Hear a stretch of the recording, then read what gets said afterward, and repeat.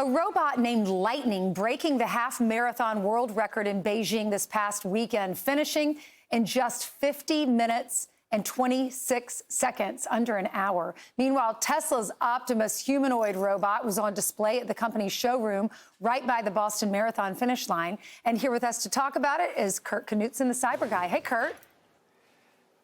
Hey, Ainsley. Good morning to you. It seems like all of a sudden robots are everywhere, especially when it comes to a race, the human race. And then you look at this thing and you go, Elon Musk must have been watching in China when those robots finally won the race. I remember last year we showed this same thing, but the robots were really falling over each other. Yeah. Well, they did that again this year in China, but at the same time, half of them actually finished the race, and that's the big news here. How did they do this? It's called really innovation with these. Over 100 of these humanoid robots took on 12,000 human runners, and what's amazing to me here is that they actually got it to complete the race.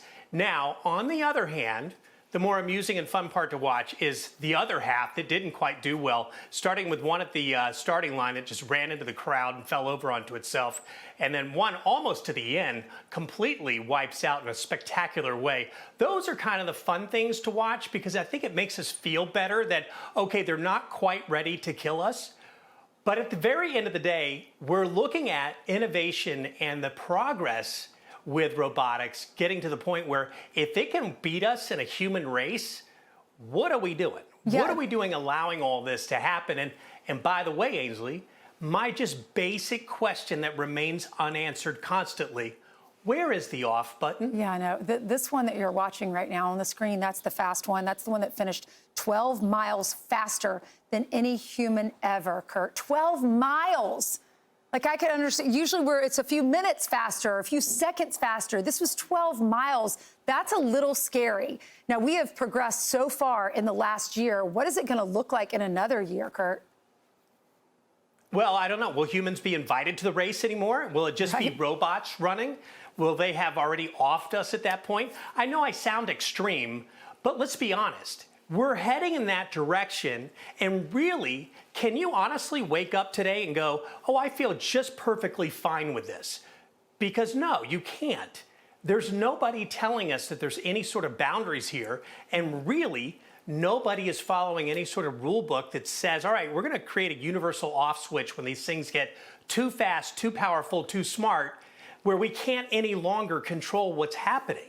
Yeah, so I freak out when I see this stuff. And at the same time, I marvel at, wow, okay, great. They designed a machine to run like us.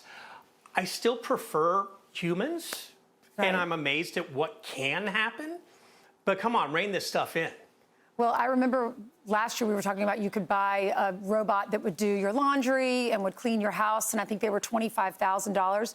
Are we going to eventually get to the point where we're like the Jetsons and we own a robot?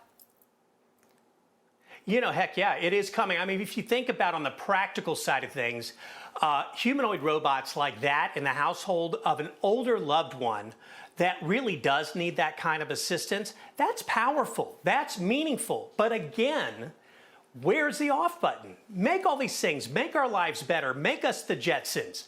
But come on and be safer about it, because right now it's just people innovating and just saying, oh, look at this, it can run us over. Oh, well, great.